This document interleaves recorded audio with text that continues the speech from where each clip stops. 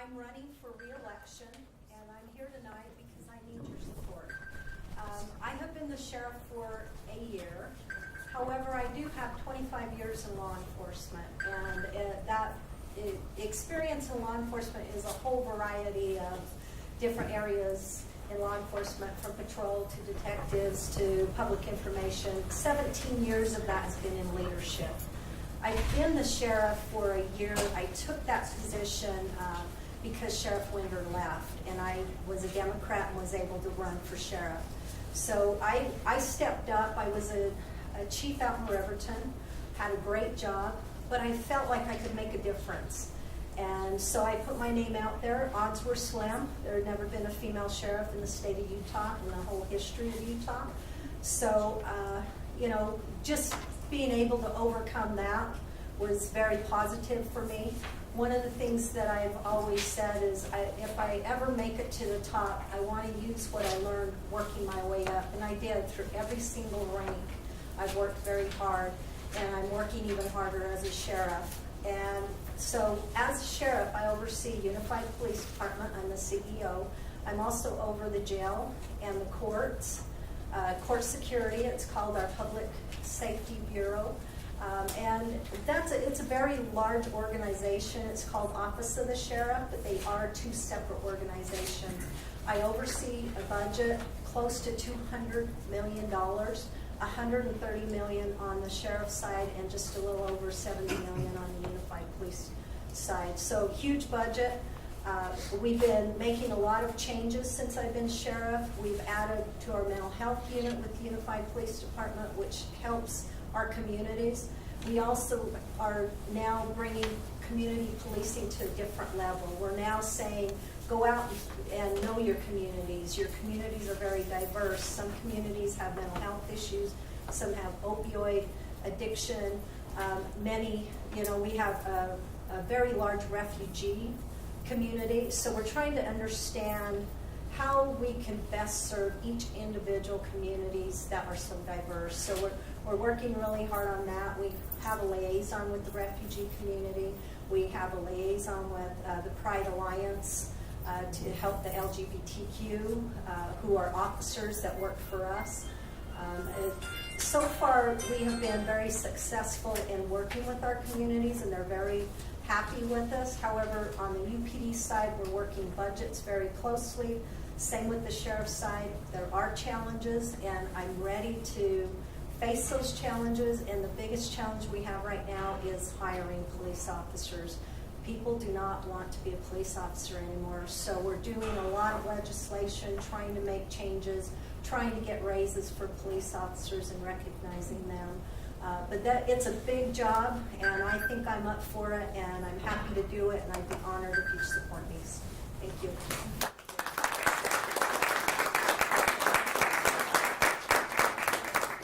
Got one question. So we need some more questions, people. Send them in. The question is, I want to know your stance on all of the propositions on the ballot. Well, I guess this is my main response is, as a sheriff, if it is the law, I have to enforce the law. That is what I have to do. I gave my personal opinion on the medical marijuana initiative. And I realized, see, I'm not really a politician, I'm a cop. I realized early on that as a police officer, I have to just look at what my job is because I am the sheriff. So I'm trying to keep my personal opinions out. One of the things with medical marijuana, because I have talked so much about that, I do think medical marijuana needs to be out there for people. And however, the initiative, I've met with all the sheriffs, all 29 sheriffs have voted, and I've met with the police chiefs, and we just feel like there's not enough safeguards in place. So what I've done is I've offered to step up. If the initiative passes, I want to be there to help put those safeguards in place so it works.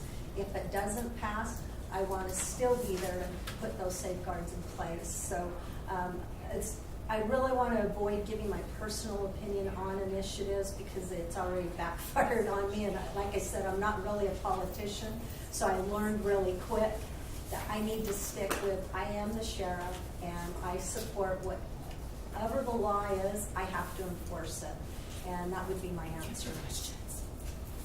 Okay, the next question I have is, what are you going to do to keep cities from pulling out of unified police department?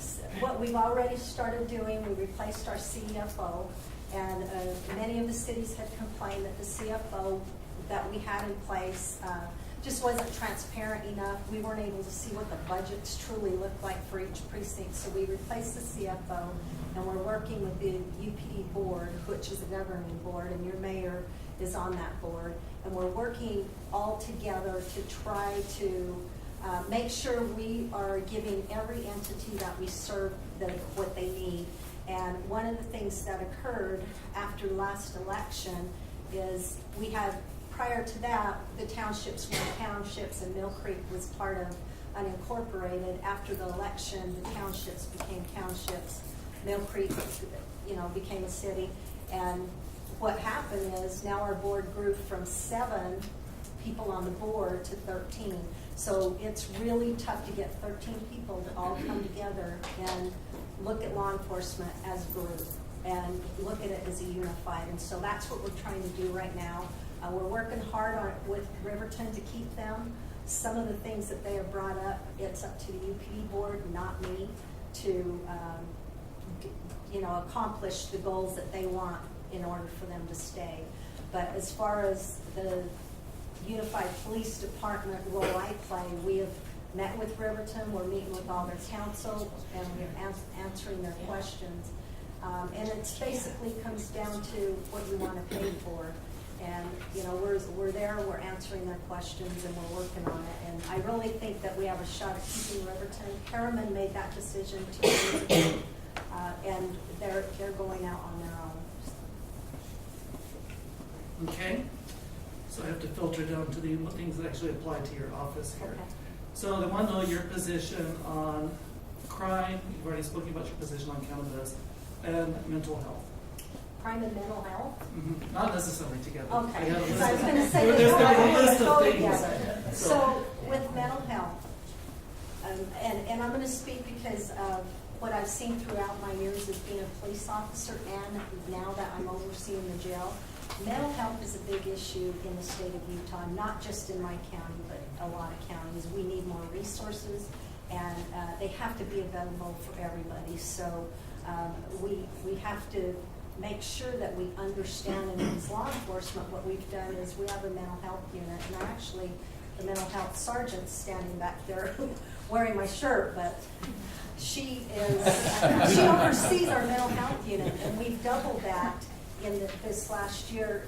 And what they do is they're officers that go out on patrol calls when patrol is having an issue with somebody that is having some type of crisis or an episode, and the sergeant and her other people on her team go out with a therapist, and they help those folks identify, is the right resource jail? Probably not, but where are the right resources, and they get them their resources.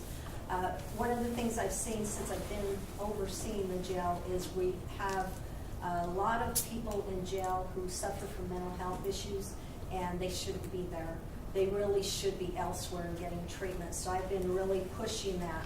We did, when I became sheriff, I signed off to partner with the state hospital to do the competency restoration unit, which will speed up the cases so those who suffer from mental health issues won't stay in jail for a very long time waiting to get to court. So mental health is very important to me, and so is the opioid epidemic. I spoke out many, many times on both of those issues. Okay. Next question is thoughts on the separation of church and state. And question is how do you believe that your personal opinions or beliefs might affect how you will function in your position? Well, from my own personal opinion with this medical marijuana, I found out that my personal opinion really shouldn't matter. I am the sheriff, and I have to enforce the laws. I do not have a say in what laws are passed. Now, I can go and when they're writing laws and get involved and give my opinion, and I have as a sheriff. such as the domestic violence bill from last year. We had a K-9 bill that passed last year. So I can't give my opinion as a sheriff, but as far as me personally, I should not be involved in my personal opinions because I do have to enforce the law. Somebody remind me what Prop 3 is? Which one? It's healthcare. That's Okay. It's the affordable, Medicaid. Medicaid expansion. So how do you feel about Proposition 3? I'm going to answer it, but I hope I don't get in trouble with this one too. I support it, and here is why. We have a lot of people in jail who can't afford medical care. Many of those, if you ask them, they struggle. And we need to have medical care available for everybody. The medical costs at the jail have gone way up since we did Operation Rio Grande. And one of the things that we're finding out is some of the folks who are truly homeless became homeless because medical bills, or they had a tragedy in their family and they couldn't, pay the doctor bills, things like that. So I think that will help everybody, but it will really help that population that I have in the jail, so they don't have to keep coming back. We have people who go to jail just to get medical care. So why would you I'm sorry, so why would you feel like you get in trouble by answering that? Well, because I've learned if I give my personal opinion, sometimes other people will say, oh, well, you have to comment on this and you have to comment on that. And if I just flat out say, I'm not going to give my personal opinions, but I can as a sheriff, it's much easier. Otherwise, it starts all these different conversations.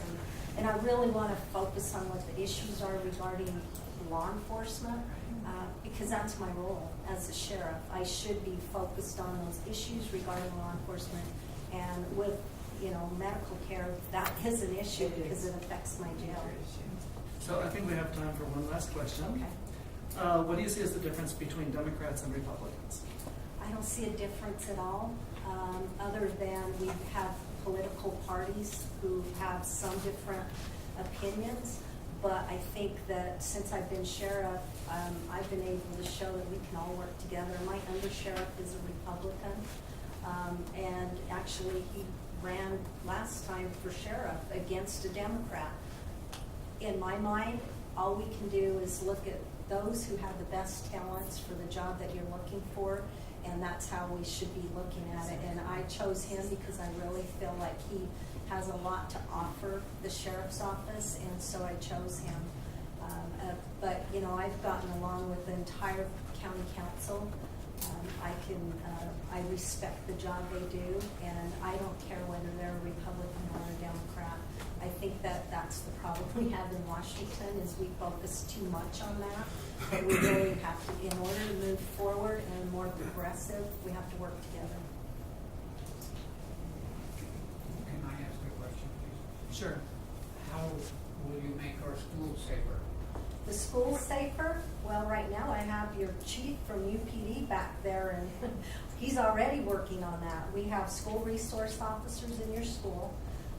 We train our officers very well. We even put out a video this last year on It's Not Funny, because we had many kids who were texting saying they were going to take a gun to school. We're doing a lot of education to the students, but also to law enforcement, and that's how we're going to keep the students safe, is letting them know you can call the Safe UT app and report something. If you have law enforcement in your area, we want you to feel comfortable, and that's what we're going out and letting the kids know. Our unified police officers that are out here in this area, I see them at every single event, engaging with the kids, so the kids trust law enforcement. And it's really about the kids reporting issues for us, so we can follow up on it. Okay. So we have one last question. I'm going to remind everybody, if you we have a lot of questions. We have a lot of candidates to get through. So I remind everybody, go ahead and ask your question. If you need a card, just remind everybody to send that through. How do you deal with the sexual abuse or misconduct between your industry, just in your industry? Just in our industry, well, we investigate every case and we hold officers accountable, and we have done that this past year. We have shown that that is not tolerated, and they will, I don't care what rank you are, you'll be held accountable. And that's something that we've been pushing this year is if you hold them accountable, then they stop because they know they're going to lose their job over us. I just got one quick Don't want to question. take Just everybody. one quick question. Okay. How do you feel about teachers having guns in school? It's a tough one, and it might take me a while to answer that, because if they are very well trained, I don't have a problem with it, but the problem that law enforcement has is we don't know who is well trained and who's not. If a situation goes down, I'm not going to know whether the teacher is the suspect or the teacher. So it creates a bigger problem for law enforcement. There isn't a law currently, though, that prevents teachers in Utah from having guns on campus. I think that just the campus rules is all. Yeah. All right, thank you, Sheriff. Thank you. Okay, so let's move on to the next part. So at this point, we're just basically going to ask for a brief 3-minute intro from each candidate that's still sitting at the table. And then we will present the questions. We're going to start with the same set of questions, and as people feel comfortable, we'll let them answer. But make sure that you don't overspeak somebody else, and remember you have 2 minutes. Are there this many recorder-related issues that you guys all have questions about? There might be. So, Most of it. Gary, would you like to? Yeah, hi, I'm Gary HRECKOSY. I'm running to be your next Salt Lake County Auditor. I chose to run because I think it's time that we get a CPA in the Auditor's office, something we haven't had for decades. I've spent the last 7 years working at a Big Four accounting firm where I perform audits every year for many different companies and different clients. And I think it's time that someone comes into the Auditor's office that's been looking after investors' interests and starts taking the citizens as its investors and watching out for your guys' interests and making sure that your money is being spent as intended. That's why I chose to run. My wife's here with me. We just had our daughter 2 weeks ago, so I'm really excited about that. I'm a native Utahn, spent my whole life here in Utah, left for a short period of time when I started my career, but yeah, that's a little bit about me, so thank you. Welcome, Gary. Thank you. I'm Representative Bruce Cutler. I've been in the House now for 4 years. This will be, I hope, my 3rd term. And I'm a retired software developer, software programmer, computer programmer for all of my life since I graduated from college. But I'm not retired from that. I'm not retired from everything else. I'm working part-time as a STEM education outreach coordinator for Rivanti, which is my company I worked for previously. So I go out and help our employees get out into the schools, help them strengthen their STEM desires doing the STEM careers. So that's my part-time, full-time job, or full-time, part-time, however you want to say it. So again, I previously was on the school board. I live in Murray portion of the district. Was on the school board in Murray for 8 years when our kids were younger, so many years ago, and have now enjoyed serving in the legislature for the past 4 years. Currently, the most important part of legislator is what committees they're currently on. I'm on the education committee because I was on the school board. I'm on both the interim committee, which meets between the sessions, and I'm on the standing education committee. That's the one that meets during the session and reviews all of the legislation having to do with public education. So that's an important one. I'm also on the Executive Office and Criminal Justice Appropriations Committee. So for all of our officers here, at least the ones that are employed by the state, we set their budgets for all of our criminal justice, as well as the governor, the lieutenant governor, all these other executive offices. That's the role that I have currently in the legislature. Let me just talk about some of the things that I've done real quick. And so this past session, I was able to get some legislation passed to fund, because my single sign-on business portal got passed, but we didn't get it funded until this past year. What that means to you is that you can log in once to the state of Utah as an individual or as a business owner and be able to do all of your business with a single log on. You can do that in most businesses, but we couldn't do that for the state of Utah. Another one is we had a technology innovation bill that allows us to have multiple agencies come together and form optimization innovations. In other words, make government more innovative by optimizing and using technology. And we funded that. So I've been involved in that. This next year we're working on a early childhood services programs. You got a lot of early childhood services available, but they're not organized at the state level.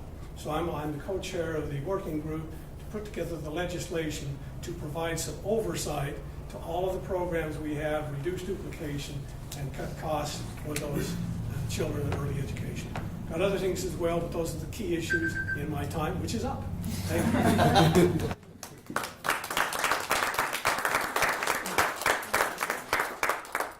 For those of you who are visual learners, I'm the other Dr. Z. This is my doctor jacket.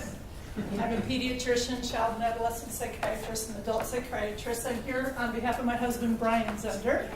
And anyway, so he's been called a compassionate conservative. He's been called common sense problem solving. I just want to give a story to that background. Brian grew up in Pontiac, Michigan, blue collar town. He went to a Title I school, which means 40% are low income. He was part of the 40%. His mother, he was raised in a single parent household. His mother drove the school bus.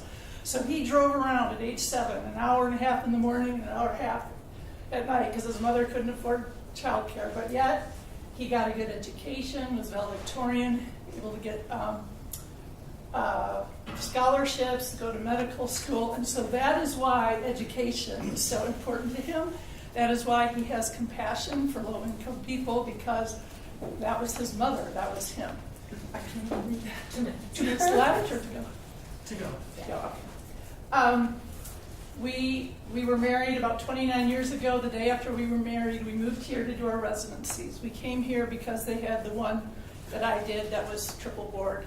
He did family practice. He, in 1992, went out to Magna, another low-income place. Yeah, all the other doctors left, so he was like the medical director at age like 29.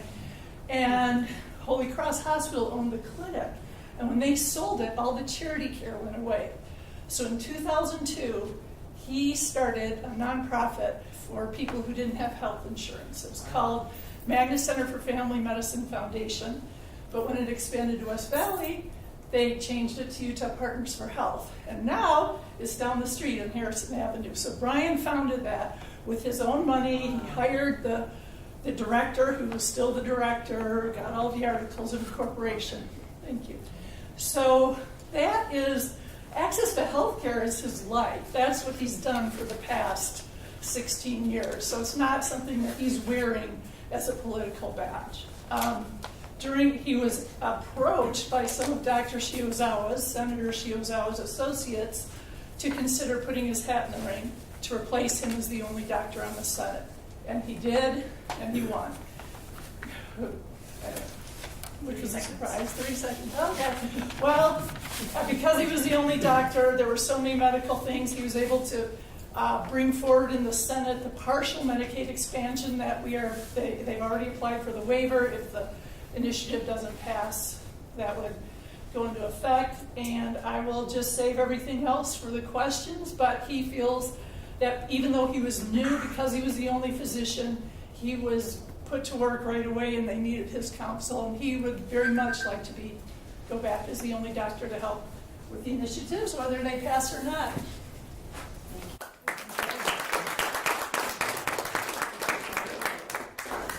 My name is Andrew Stoddard. It's bizarre standing up here as a candidate instead of the chair of the community council, which I have served in since the beginning of the year. So I live in Midvale. My wife and I lived here for about 9 years. We've got 3 boys. I work as a Murray City prosecutor. She works as a local high school counselor. And so those are some of the things that are important to me. I'm interested in criminal justice reform. I'm interested in education. My son attends the local schools here, and you know, most of the schools in this area are Title I, and I've seen that they need a lot of help. I felt like we need someone to go up to the legislature and be a good, strong voice for Midvale, for District 44, and that's what I want to do. My slogan is building better communities, and so that's what I'm running on. I want to be a voice for every person in the community and make sure that we're all represented and feel like we all have a say in what goes on in the state. Before I forget, I've got some material over there, some buttons, some yard signs, so feel free to grab them. It's got my personal contact information. If I don't answer your questions here, I'd love to chat with you. Thank you.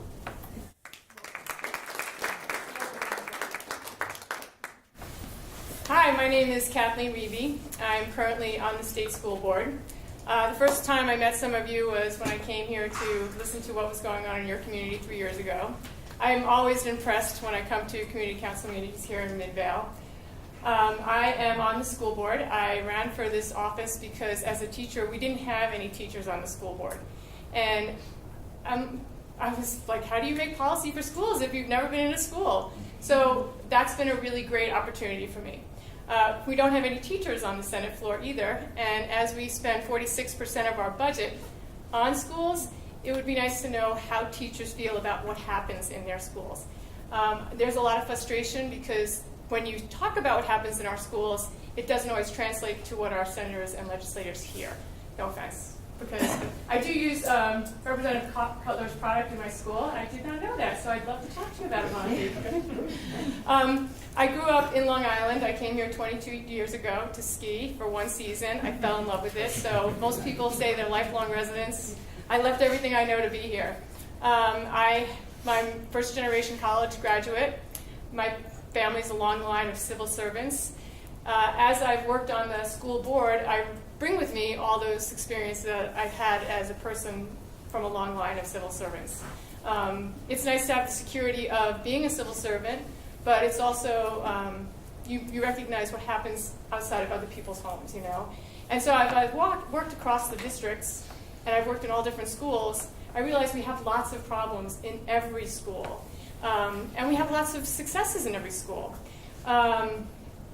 When we think about our schools, we have the four times higher rate of sexual abuse than any other state around us. We are 5th in the nation for suicide. So we have a lot to do in our schools. And we really need to recognize how we can better help the people in our schools and the people that send their kids to our schools. I am the vice chair of the finance committee on the school board. I'm on the STEM Action Center board. I've enjoyed these committees tremendously. I hope to bring the voice of teachers and also bring the voice of the kids that I work with every day.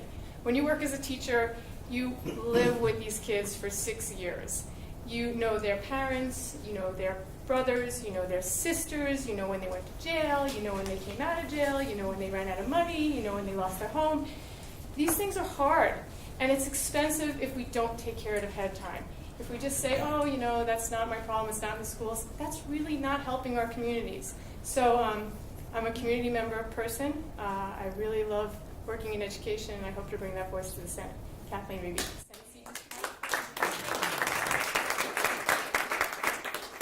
Thanks for allowing me to be here. My name's Adam Gardiner, and I'm running for county recorder. I took office a year ago at the exact same time as Sheriff Rivera did, and we had kind of similar circumstances. The previous sheriff resigned to take another job, and if you remember the Gary situation that happened in the recorder's office, he actually resigned.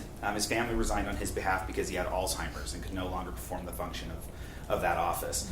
And so I was currently serving in the state legislature. That was part-time. During the day, I was a business development manager for a software company, and my entire job was to get cities and counties online and to take government services that require in-person action and put them online. And so I had worked at the county previously as a senior policy advisor for the county council, and I worked for Congress for about 5 years. And so I had experience in government and in the private sector that I felt that I could bring to the recorder's office. And so some people from the county approached me and asked me to consider running for the recorder position. I ran against 9 other people and was lucky enough to be elected, and then I resigned from the legislature to do this full time. It's really important what we do. We're the first step in the property tax system. Did you know that the recorder's office was an elected position? Did anybody know that? Awesome, that's great. Now you do, right? And let me tell you why. It's important that it's an elected position because we come to community councils, we come out to our community and have to answer to our party and the general public and everyone we can think of because we want to get our message out about what we do and how we can save your taxpayer dollars and stretch those dollars to make them go as far as possible. Did you know in the county recorder's office, we didn't take credit cards in the office before? That's how stuck in the 1980s we were. And so within my first 3 months, we got credit cards in the office. It was illegal. It was against state law to accept online payments for just to look at your county deed. It was illegal. So the previous administration said, there's nothing we can do. It's against state law. And I said, of course there's something we can do. We can go up to the legislature and change the law. Thank you for voting for it, Bruce. We appreciate it. And so now we can do that. And so it just takes action and leadership to change the office and to be fiscally responsible. And so we're proud to report that in my first year being in office, we've returned $300,000 back to the general fund of taxpayer money that we felt was not our right to spend, because it's your money and it should last you as long as possible. So I'm Adam Gardiner, running for re-election as county recorder, and I hope to have your support. Thank you. Good evening, everyone. As candidates, we're always worried when you're invited to events like this that hopefully there'll be more citizens than there are candidates. So thank you all for taking time out tonight to be here to listen to all of us. My name is Scott Tingley, and I'm honored to be your current Salt Lake County Auditor. 4 years ago, when I ran for auditor, or decided to run for auditor, I had this campaign slogan of "It's time we elected an auditor for county auditor." And usually that would get a few chuckles and then a lot of puzzled looks of like, what exactly do you mean, Scott? Well, that's exactly what I meant. Up to me running for auditor, we had attorneys, business and finance professionals, accounting professionals serve as county auditor, but no one with that specialized auditing background to be your county auditor. And so that's what I'm proud of to bring to the Salt Lake County Auditor's Office. I have over 11 years of government auditing experience. I'm a certified internal auditor and also a certified government auditing professional. So it's that specialized experience that I bring to the office. 4 years ago, you elected me because of the changes that I wanted to bring to the office, and I'm hoping that you'll re-elect me this election cycle based on what we've done. And I'm really proud of our accomplishments over the last 4 years. A big one is that we've expanded the auditor's audit capabilities. With my background, we now do performance audits, financial audits, compliance audits, IT audits. And what that means for you as the citizens of Salt Lake County is better oversight and better accountability and transparency for how your tax dollars are spent throughout the county and all the different departments and programs. Another thing that we've implemented, the county auditor plays an important role in the property tax process. You probably get my love letters every July, your notice of evaluation and tax changes. This year we launched our e-notices program, and you can actually go to our website and subscribe to get those important property tax notices delivered to you electronically, which is saving you thousands of dollars each year in printing and postage costs for you, the citizens of Salt Lake County. Just this year alone, we've saved over $11,000 in postage costs, in mailing costs so far. So I'm really proud of that. I inherited an auditor's office with its spending out of control. The former county auditor overspent in 2014 his budget by $192,000. And I'm proud to report that over the last 3 years, 2015, 2016, and 2017, through cutting expenses, staff reduction, right-sizing the office, our duties and responsibilities, we've returned over $1 million over the last 3 years back to the county general fund, and that means saving your taxpayer dollars. So, Scott Tingley, running for re-election for county auditor. Thank you.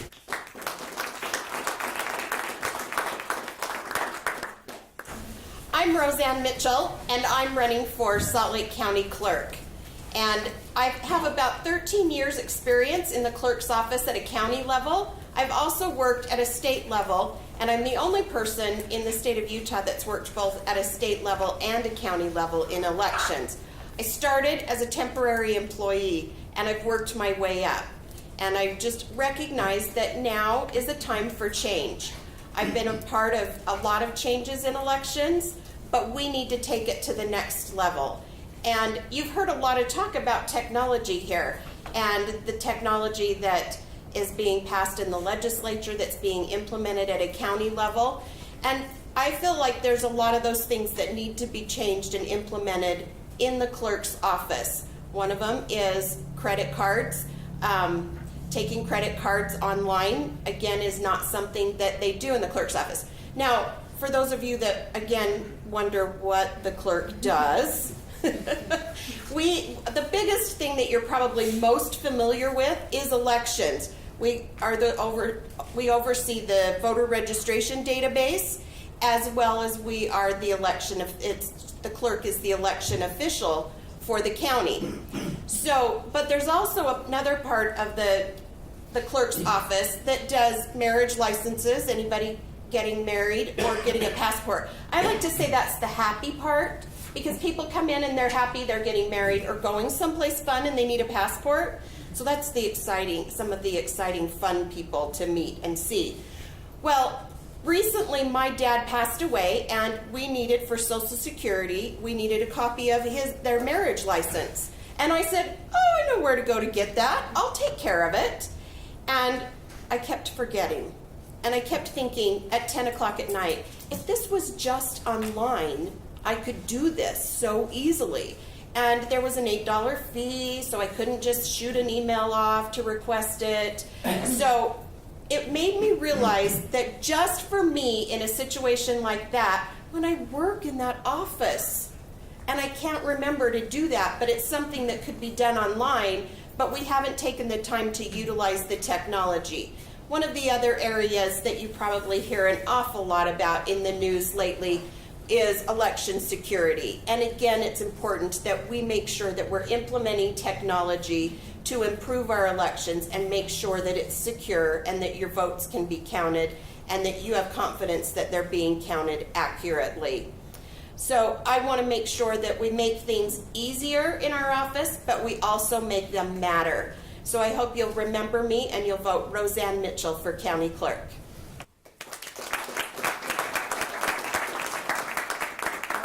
All of you. So at this point, now we're going to go into the actual handling the questions. You've heard almost all these questions except for one. But basically just weigh in very respectfully if you have an opinion or want to answer this question. So the first question is your stance on any of the propositions on the ballot. Okay? Representative. I'm a stand-up. I don't have necessarily all of them memorized, but let me mention there's actually a question 2, having to do with raising the gas tax 10 cents a gallon, so we can take the money that was going to the transportation budget and put that toward public education. Okay? I think that's a great idea, but it's going to hit your budget. Now, let me tell you that we're not taking transportation money and putting it toward public education. Currently, we're taking general fund money to fund transportation. That's wrong. We shouldn't fund transportation from general fund. So it's obviously up to the voters. We decided we put that to the voters. That was a compromise. We passed a good tax bill, which already increased funding to public education, reduced some taxes, reduced our income tax rate, and reduced business tax rate. But we allowed some increases to property tax. That I also added what they call a circuit breaker, so that those on fixed income are not impacted by that property tax increase. So that's one. As far as the marijuana bill, I think there's a problem with doing initiative or laws via initiative is you don't get the legislative process of improvement, of committee hearings, of amendments, of enhancements. You take it or leave it. And right now, that's what you do with that initiative. There are good parts of it and there are bad parts. I want to take the good parts and next session implement medical marijuana. And so I will work to make that happen. I would encourage you not to vote for the initiative because it's not cooked. Thank you. Okay. Kathy, you first. I feel like I should have a whiteboard, and I feel like I should be walking around the room, so it's really hard for me to stand in one place. I support the initiatives. I support all the work that all of our citizens have done to get these initiatives on the ballot. I support how the people vote on those initiatives. I think it's really an exciting time that we have 4 different choices for us to make about how our how our communities are run. I do think that when we do stuff like this, though, there are a lot of unintended consequences. And the unintended consequences are the details that we really need to hammer out when we start getting back to the Senate and the House This has been unprecedented. So as we start moving forward, we can either start listening to our constituents more so that we don't have to go to the initiative, because this isn't really the best way to create policy, to have an initiative. I have enjoyed seeing people getting involved. I mean, these initiatives have gotten people involved and fired up. I think some of the things that are going on in our communities are that we have a lot of apathy. So when I see people out here, I'm so excited that you come to these meetings. I go to state school board meetings, hardly anybody's there. I go to local board meetings, hardly anybody's there. I come to this community council meeting, hardly anybody's there. I go to conference. So now that we have these initiatives on the ballot, people are showing up. So for nothing else, I support these initiatives only because they got everybody fired up to get involved in politics. Okay, Mr. Gardy? So my campaign staff is probably freaking out that the recorder is commenting on marijuana. But just my perspective as a former legislator, one of the big frustrations is when the initiative process is when the legislature abdicates its responsibility to create laws, that the citizens have a way to petition their government, right? That's a process I support. Most of the initiatives that are going through the process right now and will be voted on have been handled at the legislature. Like Medicaid expansion goes through a huge process, and Senator Zender and Representative Spenlove went through an exhaustive process of figuring out what our budget can handle and things like that, and what percentage of poverty, etc. Marijuana is different. The legislature has had the last 5 years to create legislation to fix this problem, or to listen to the public and create those financial controls and those regulatory controls, and they haven't done it. And so that's where I think the citizens say, even though we don't know what the petition says, or we're not sure of everything that it does, we know that this is something we want, and the legislature hasn't responded. And so that's where I think a huge problem lies. With all of the other initiatives, I think the legislature has responded pretty well. But this is one of those exceptions. So I think if anything, once it passes, I think it will pass. So once it passes, then the legislature will have to go and take that language and make those tweaks. And so I think that's going to be an important thing to watch next session. Mr. Stoddard? Like Kathleen, I support the initiatives. I'm impressed with the amount of work that's gone into gathering the signatures and making sure that they're on the ballot, and just echoing our county reporter. I do believe that it comes from a frustration that people feel like they're not being heard in the legislature. These are issues that have been brought up repeatedly and are just moving at a snail's pace. And I feel like this is the chance for the people to actually be heard. When I'm out knocking doors, these are the things that come up the most, that people are most concerned about, and so I'm glad that the voice of the people actually gets heard. I do think that there are details that will need to be worked out through the legislative process in making these laws fit and making them work, but I am glad to see that they will be put to the public. So I'm speaking on behalf of Brian, Dr. Zender, Senator Zender.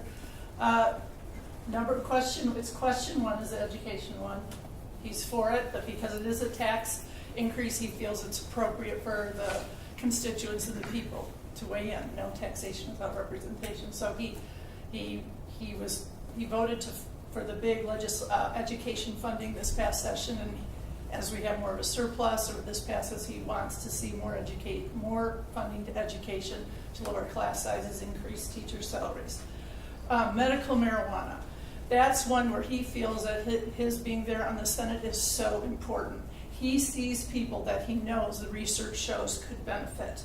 But because it's Schedule 1, we can't even do the research, so we know the dosage, we know the administration, all those things. He has a good friend in the Colorado University of Denver addiction thing. So he's also studied the problems with addiction and access. So he is for medical cannabis, but he is concerned about public safety and controlling the access, and he thinks it's very important to have a physician on the legislature, whether it passes or not. At this point, he would vote for it, saying we need the legislature to fix it, as many other people have said. The other two, Medicaid, free, that's Medicaid expansion. Again, yes, but again, it's a tax increase, so he wants the people to weigh in on that. Gerrymandering. Yep, okay. We just found out where our district was, go ahead and change it. Yeah. He's not a politician, he's a doctor in the business, so we don't care. I mean, yeah, he's for that. Anybody else want to speak on the redistricting? I just want to say, and with the petitions as a whole, like Adam had mentioned, the process is great. It really is. I work in the office that has to go through every page of those petitions and verify that the person is who they say they are, that the signature matches what we have on record, that they do live in the district, and that they're a registered voter. When petitions come into our office, we get stacks of voter registrations. I love voter registration. I'm very passionate about it. But it scares me to death that those people that were confident enough and wanted to be a part of this process filled out that registration form so that their name and their signature can be counted on a petition. But I'm worried that they may not show up to actually cast those ballots, which is always a fear that we have. I feel like we throw this party and invite 500,000 people to come and vote on election day, but nobody has to RSVP, and so we really don't know how many are going to come to our party. So we're kind of that loser party sometimes. But I love the process. I love that it gets people involved and it gets them excited about voting. Okay, anybody else on? Okay, so somebody submitted this question, and since you were speaking to this issue, the question is why are we doing mail-in ballots as opposed to on-site polling? Oh, I love this question. So I think your husband had asked that question.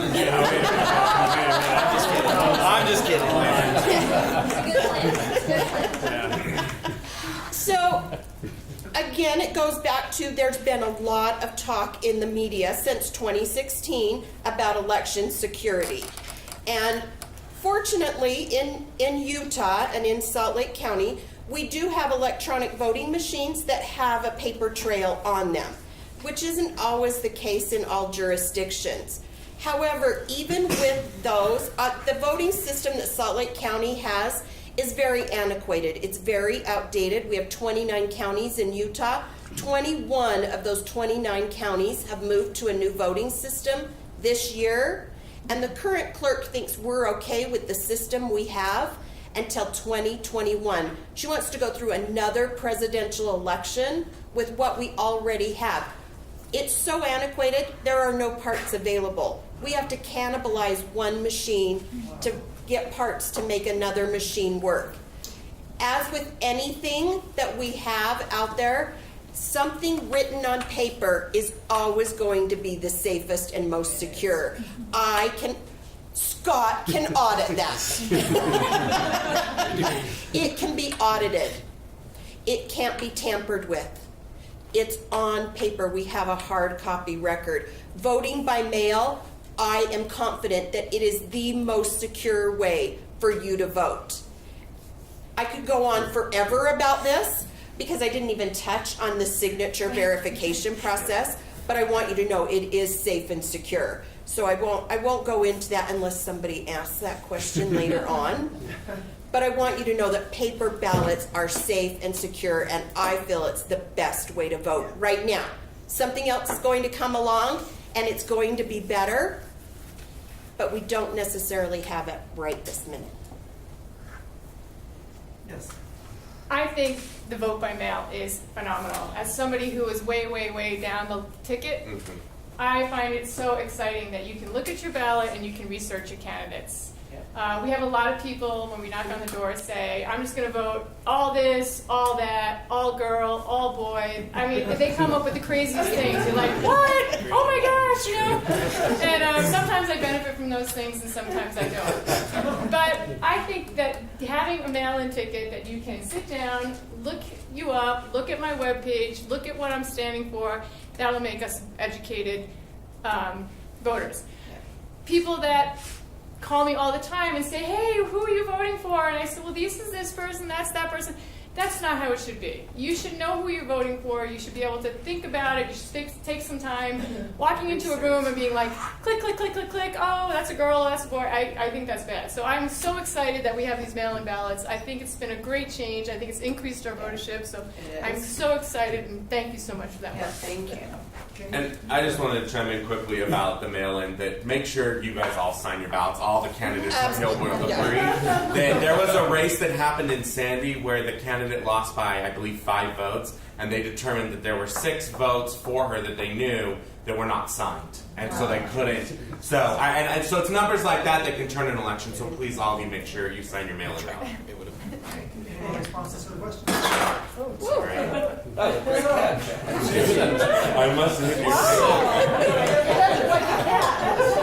I just want to make a comment that I met with the kind of related to voting, but be aware that we are being attempted to be hacked. They're being attacked. And they are going to come at us No, not attempt. hard again this next year. But we have not a new cybersecurity facility at the state of Utah that is going to be fully staffed and ready to go when we have our election.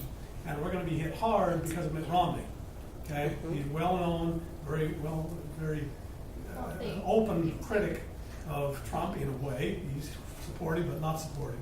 But anyway, that's just to let you know that we're really watching that from the state to make sure that we don't allow people to come in and destroy our elections, which they're trying to do. Anybody that hasn't weighed on this issue that wants to weigh in? Just to piggyback on what ROZAN said, at the request of the county council a few years ago, my office did an audit of the elections process, and we benchmarked other municipalities and counties across the country, and found that voter preferences are changing. There's a lot of mistrust out there in the voting machines and things like that, and vote by mail was one of our recommendations to look into, that the current county clerk decided to say thanks but no thanks. Okay, let's move on to homelessness. So what do you think is the best way we can deal with issues of homelessness in Midvale and the county, the state? Go ahead. Well, first off, I'm very proud of Midvale for being willing to host a road home shelter. As I understand it was one of the few cities that willingly took one back when it was, still not an attractive option for a lot of cities. We've seen multiple cities turn it down. We've seen South Salt Lake drag their feet building their shelters, but Midvale was welcoming, and I'm proud to have that shelter in our city. I think Operation Rio Grande has had some successes. I also think it's had a lot of problems.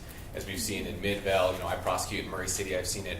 What it's done is it's pushed a lot of the people experiencing homelessness down the corridor, is what they call it. I know a lot of police officers refer to it as Operation Leaf Blower because they feel like that's what it's done, is it's blown the people who are experiencing homelessness just down throughout the rest of the valley. And I think what we need to do is treat these people with compassion. We need to look at what's causing their homelessness. I think in most cases that I experience as a prosecutor, it's not people who are willingly choosing this lifestyle, but it's people who are suffering from mental illness, from addiction. And these are things that we can treat. That's why I favor the Medicaid expansion, because that would provide a lot of resources to these people, so we're not getting them, booking them into jail, not treating the symptoms and putting them back on the street. I think if we treat these people with compassion and help them get the services that they need, they can become productive members of society. So when Brian started the legislative session and they were celebrating Rio Grande, and then the Murray and the Midvale said, what about us? We're getting all this, like you said, the Operation Leaf Blower. So he did convene a meeting with somebody from the governor's office, the community leaders, and I believe got extra law enforcement for Midvale. I go to the meetings, and Senator Zender goes as well when he's in town. One of the things we discussed today is there are some people that just have mental illness. They had to go to jail to get medicated, and then they were fine for a while, and so we talked about looking at ways to facilitate getting mental health treatment. I am a psychiatrist. I used to work for Valley Mental Health. Before that Medicaid contract was taken away from them, we had outreach, we had clinics where people could go get shots monthly. So with the dismantling of the Medicaid contract with Valley Mental Health, there are some holes in the system, and I really, Senator Zender and myself would like to help close up those holes, because Valley Mental Health, one thing it did is it had a very good continuity of services for the homeless, for people, just all sorts of different people. And again, you're right, the Medicaid expansion will help that. But you should cut the road home meetings that they have. There are about 20 people at those meetings. They have somebody from the school district. They have the Girls and Boys Club. And the Salt Lake Tribune recently did an article, and there's, they've gotten rid of the camping. They've just started enforcing laws, the vagrancy and things like that. So I think Midvale has done an incredible job with that, and I was very impressed. So thank you. Anyone else want to weigh in? Yes. And I agree with both of these. I think Midvale has done a great job of stepping up. We've got to make sure we're protected as well. One of the issues that came up today, and that same homeless meeting, is affordable housing. They still have a hard time getting enough places to put people. And so affordable housing is critical. Matter of fact, brought up today that we're losing some homes here along Adams Street, and Dave Spatafore mentioned, well, maybe we ought to have, for all those low-income homes, maybe as UDOT knocks those down, we build something else somewhere else to allow more affordable low-income housing. So I think that's important. They need to have some place to go that doesn't cost them more than they can afford. And therein lies the challenge. As we have fewer available, the price goes up. That's just the nature of the economy we live in. How do we get that affordable housing? We continue to work with groups. I know that the Larry Miller Group has got this new development where the old Larry Miller Ford used to be on 90th South next to the freeway. That whole thing, my understanding, is all to be affordable housing. And so I know it impacts us because some of us are saying, well, that impacts my property values. But we need to balance that. We need to balance how much we do of that and how much we care for them. But affordable housing is certainly part of the picture. Ms. Reed? So when we think of homeless people, we think that, oh, I don't have anybody that's homeless in my neighborhood. And I actually had a board member said, well, there's no homeless people in my district. And I looked at that person and I said, we take care of the state. All the kids in the state are ours to work with. And so I can't say that I think that Midvale should deal with their homeless and that Salt Lake should deal with their homeless. When we don't deal with Utah's homeless, Utah pays the price. And, we pay for the jails as a state. We pay for education as a state. And we are paying a higher bill when we don't deal with homeless and mental illness. A lot of these people are homeless because they struggled in school. When you look at schools, it's 46% of our state budget. We have the lowest per pupil spending in the country. And as we look to kids growing up who didn't get what they needed as a student, then we see them falling into homelessness. I think that wraparound services in the elementary school level and the middle school level will prevent bigger problems when we get into their life. We need to teach these kids how to have coping mechanisms in the lower grades. We need psychologists, we need social workers, we need wraparound services, because when you learn as an elementary school student or a middle school student how to take care of yourself, how to advocate for yourself, how to work with the system, you are helping create productive citizens who benefit our community. So when I look at homeless, I look at the kids in my classrooms and I say, how can we prevent them from just being another generation of poverty? Okay, anyone else on this issue? Okay, related to that, as Representative Cutler was alluding to, is we actually have a housing shortage in this state. So the question is, how do you plan, or what do you think that you can do in your role, if you're elected into the position, to deal with the housing shortage, and I would say including the affordable housing shortage in the state? Okay, Ms. Zinder? Well, today at the Road Home meeting, we talked about how the state, Utah Department of Transportation had taken 51 low-income housing, affordable housing things. We talked that there is enough area there that you could put small homes or tiny homes on that. I also spoke with Brian as we were driving here, as I was driving here, and one of the things he said is that, excuse me, is that there's already an incentive when somebody develops to have a portion of that be for affordable housing, to incentivize, that through the legislature we can incentivize builders to have a portion that will be affordable housing. Also, that we don't want to radically change places from like rural to urban, but places that are already one way, just upgrading it a little bit, just acknowledging the fact that people want to live here and we're going to have to increase the population, trying to do it around mass transit, trying to do it around the track stations, things like that. So those are just some of the ideas. Okay. Andrew, how's your hand? So this is very important to me because I think about when my kids are growing up, are they going to be able to afford homes here? And I sure hope they can. I think what needs to happen on a state level is a lot of the restrictions that have been placed need to be loosened. We need to be looking at things like tiny home communities. We need to look at higher density housing centered around transit, more transit-oriented development. There are a lot of things that we can do that they're just not able to do. I know that developers a lot of times are hesitant to do things like that because of the impact fees that they have to pay. But it's a problem that we need to deal with right now, because if not, when we get the millions of people that are expected to come, it's going to be an even bigger problem. So I appreciate the efforts of Representative Briscoe. I know last session he ran a bill to get $100 million specifically allocated for affordable housing, and it's really something that's going to take a huge commitment from our legislature and from our state to work towards solving this. Okay. Go ahead, Mr. Clerk. In the last 25 years, the price of a house has risen more than twice the rate of inflation. So if the average house costs about $300,000 in Salt Lake County right now, in 25 years, can you take a guess of what your house is going to cost for your kids or grandkids? Millions. Take a guess. 1.3 million. If we continue at this same rate. So it's a problem, and it's one that we all have to recognize. There's a lot of state solutions there. That's fine, right? But the county government and cities know our communities best. What we're finding, though, is there was a report that was done by the University of Utah, the Ken Gardiner Policy Institute, and they had a bunch of recommendations. And one of the problems is that cities need to plan for more people because they're coming, so you have to plan, right? But when so many people run for city council, what's their number one platform? No more high-density housing.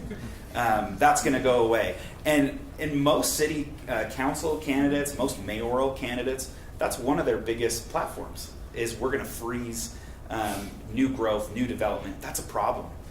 People need a place to live, and the market can solve a lot of those problems. I believe in the market, and if developers see that there's a need and can make money on these things, they're going to build, and we have to be able to let them. So as a community member, it's important that we elect people that we really trust, that are going to plan for that new growth and not be vilified before they even start. So that's my 2 cents. But once they're built, we will record them. So I used to be a police dispatcher up in Alta, and I used to be a dump truck driver up in Park City. And what those two cities have in common is that I couldn't afford to live there. So now when you have a situation where everybody that lives in a community doesn't work in their community, you have this big disconnect. So it's kind of a multi-pronged problem. If I have to drive to my job every day, miles and miles and miles, what am I doing to our air quality? So as Adam Gardiner said, we need to be responsibly developing our communities. When you go to the Clean Air Caucus, you will hear that there are ways that we can improve our communities by creating not super high density, but friendly living spaces, so that every time you need a loaf of bread, you're not driving 20 miles or 20 minutes or 10 miles. You need to have connectivity that people can walk on, people can ride their bikes on. When we walk down a street, we get to know our neighbors. Like, hey, how you doing? You're not going to rob your neighbor, you know? You're not going to let them be homeless. You're going to really worry about them. Seriously, that's what makes Midvale so nice. When you come to these meetings, everybody knows each other. So I really think that we can be responsible in our development. We can prepare any spot that's going to be developed and make sure that it leaves a space for every level of our community. We shouldn't have to drive 30 minutes to go work at our jobs. We should be able to live in a community that we work in. So I think that we need to look at our development respectfully. Okay, anyone else? Okay, so I was surprised to hear that you were a dump truck driver. I am. Which brings us to our next question, since we're about halfway through. What is one thing that people would be surprised to know about you? No, I've given up my answer. I have other things. So, who would like anybody? Doesn't have to be bad, it can be good. I was also a wildland firefighter in Washington, D.C. Wow. And Jack of I've all also trades. jumped out of a plane. And I'm an honorary commander of the National Guard. And the reason why I wanted to do that was because I want to drive a tank. Yeah. There you go. Hey, that's awesome. Can we move on? No one can talk Yeah, about it. Drop the mic. That's it. All right. Sorry, I guess you have to filter through the things that we've already discussed. So, what are your positions on your plans on crime or air inversion? Climate change. Our climate problem here. Did you say crime first? Yeah, crime or Crime inversion? I want to crime inversion. Yeah. Flip it. the climate inversion. Yeah. So let's look at about crime. What are your thoughts and plans on dealing with crime? Since no one's jumping up, so this is obviously something that's important to me as a prosecutor, something I deal with every day. As I mentioned, I think Medicaid expansion would help hugely with this. And you have to understand that when I'm speaking about this, I want to solve crime, and I realize that that's going to put me out of a job, and I'm okay with that. It's, the people I deal with are not bad people. They're people who are going through rough situations, like I said, mental illness, addiction, and we need to get them the help that they need, because then they can be productive members of society and they can contribute.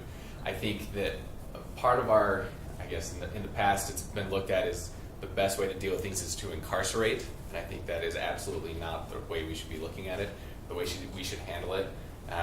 You look at the prison that they're building, how the costs are just skyrocketing, and really that shouldn't be what we look at first. Obviously, we do have people that do need to be incarcerated, need to go to prison, but I think we need to look at more rehabilitation and working to get these people so they can contribute. Okay. Ms. Reedy? She beat you just by a split second. I look at our crime situation with the kids I taught out in Magna.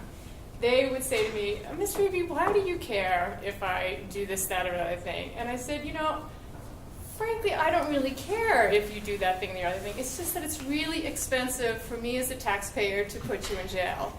So at that time, I was a first-year teacher, and I made $30,000.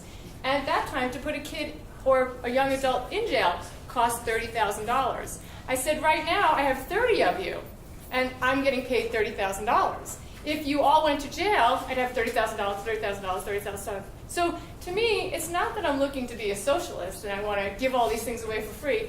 I'm cheap. It's cheaper to help us prevent crime than it is to plan to fix it. So. Thank you, and I'll allude to the fact that education, I went and visited with some kindergarten teachers recently. Bless them. And and they said, I can tell sometimes in kindergarten whether they're going to be criminals by the time they get to junior high or high school. And we've got to help them when they're very young. If we set that pattern early, by the third grade, we can tell which direction they're going to go. So our goal is to help prepare the kids so they're ready for kindergarten. By the time they're in the third grade, they've got good patterns. They know where they need to be. They need to be at school. They need to be on time. They need to be on task. And then by the time they get to junior high and high school, they're doing the same thing. So I think the best thing to do is to prevent the crime and start early. The earlier we start, the better. And working with the families as well. You can't work with the parents. You cannot just do it with the children. You've got to include the entire family and help them learn. There's many in our society, particularly those who are immigrants, don't understand our American education system. They think it's okay to keep Susie home to tend Johnny because Mom was out late with her job last night. Well, but then Susie pays the consequences because she misses her school. So I think it's important to teach the parents and the children the importance of being in school, staying on task, and doing it way early so that a generation from now we stop the cycle. That would be my goal. Okay. Any more? Yes. Well, as a child and adolescent psychiatrist, I'm glad everyone sees it as a youth issue. And it's not only the schools, it's families, it's the church, it's the community, it's kids developing an identity and competency. I was at the PTA Health Commission today, and there's a Leader in Me opportunity program that some schools are doing that sounds really incredible. It's transforming people, teaching kids how to communicate, how to problem solve, how to set goals. One thing when people come to me, I sometimes get, and my husband as well, somebody's not doing well in school, they send them to a doctor to get medicine. And really, it's not always just a medication issue. You need, families need to learn, parents, talk about immigrants and our education system, just parenting. We have a shame-based culture, and changing from that shame-based to just more unconditional acceptance, connection, relationship. People have to belong before they can behave. And so just identifying where family units, immigrant communities don't have those things and wrapping around early on. A lot of things are predicted by somebody at 3 years of age, so you have to even go beyond, and it has to be more in our health and human services or prenatal and things like that. So it's really not, I don't know if you can legislate it yet, other than those added things. Okay, anyone else on this issue? Okay, following up on the students. First question is, how can we make students and parents more accountable for their education rather than putting the onus on the teachers? Go ahead. I am currently a full-time teacher in Granite School District. And it is really hard to negotiate the difference between what's a school priority and what's a parent priority. As we've spoken about the wide range of our students, there is a happy medium somewhere there. I mean, we have 5 times the 5th largest rate of suicide in this state. So something's happening with one end of the spectrum where people are feeling way too much pressure, and then there's another end of the spectrum where we're not feeling enough pressure. I think that we need to work on maybe creating some kind of curriculum where young adults can learn the difference between what's the responsibility of somebody outside of the family unit and what's the responsibility of somebody inside the family unit. We have created situations where our schools are being graded and our teachers are being graded. Now, we've moved from that grading system with the state school board and the legislators to a report card where we look at all different types of variables.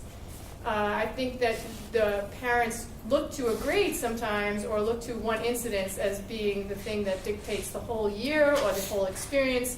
And it is a very wide range of experiences that make schools better and the relationships with our parents better. As a teacher and a school board person, I get really frustrated when I'm at the school board meetings and they say, proficiency-based learning, and we're going to use yada, yada, yada, and they use all these jargony terms. I'm like, why are we alienating our parents? We should be including them and using language that parents understand and systems that they want. So there's a lot of things we can do to bring the parents and the students back together with the teacher in a partnership. Anybody else? Yes. Just as kind of a tangent on that, I think one thing we need to look at is, a lot of these kids, especially in this area here, we've got, my son attended a Title I school. A lot of his classmates, their parents weren't available because they have to work multiple jobs to be able to afford things. He had classmates that the only meals that they would get during the day were the ones that they would get at school. And they'd go home and know that they were going to be hungry. And these aren't things that are acceptable in a community. We need to take care of our kids, and we need to help the parents out because they might not be in a situation where they can, be at home and help teach these kids. I think, if we can get teachers so that they, pay them so that they feel like they're able to do more with the kids. They're professionals. We need to treat them like that, and we need to make sure that they have adequate class sizes so that they can address the needs of their students and help them through the things. Because for a lot of kids, that's the only instruction that they are getting. Well, as a legislator, Brian, I'm sure would say that he wants policy to be made by people closest to it. The PTA, the local school board, the state school board. The role really of the legislature, we don't want the legislature in our classrooms. We do want them funding. And so the main thing he would do is support funding to lower class sizes and increase teacher retention. Okay, anybody else on this one? Okay, second question. Why do we not fund more for the gifted students as opposed to just funding special needs and underprivileged students? Anybody That's want the to auditor question, I really think. Oh, sure. Scott, you take it. Yeah. It's totally dollars and cents. Yeah, true. Well, you know, I'm going to have to say that I don't think that's completely accurate. I worked at Fox Hills, and Fox Hills was a magnet school. They have worked really hard to create programs so that kids have different avenues, and we meet all the needs of the kids and differentiate funding to meet the needs of each child. We have lots of AP classes. We have classes online. We have credit recovery for kids that are twice gifted. Twice gifted means that you are maybe on the spectrum and you're also have a high IQ. So we recognize all these things, but once again, you can't differentiate in a class of 30 as you could in a class of 25. So last year, most of our districts worked really hard to create a situation where they gave teachers a bonus and a raise. And so as I have worked with lots of teachers, all of us want to like our jobs, love our jobs, and feel like we can do our jobs, and the best way to do that would be reduce our class sizes. There is lots of funding out there for higher ed, and not higher ed, but higher level thinkers and kids with talented and gifted opportunities. I don't think we hear about them as much because you don't need an IEP and you don't need a 504 to get into a magnet class. You just take a test and you're automatically into it.